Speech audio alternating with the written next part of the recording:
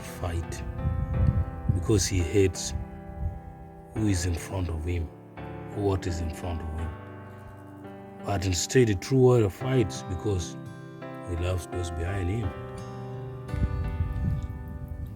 There are quite a lot of situations when people face confrontations, and those challenging moments, and those who may misinterpret as if they hate them. But as a warrior struggling for something, you may end up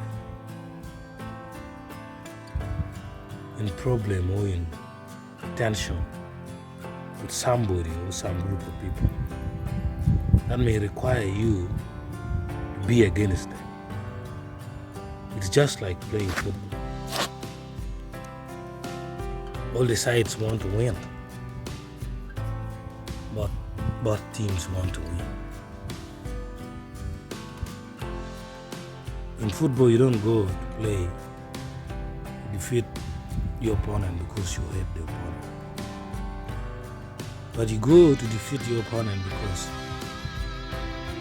you love what is behind you, not that you hate the opponent. And what is behind you is the club, the manager, and the fans. So that's how life is. And that's how being a warrior is. No matter what, there are moments that you may feel like giving up. But if you can remember one thing, that there are those who are behind you, there are moments you feel like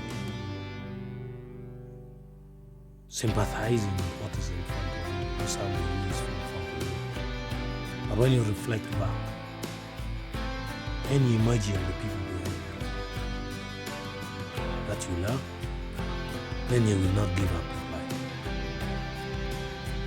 That is the real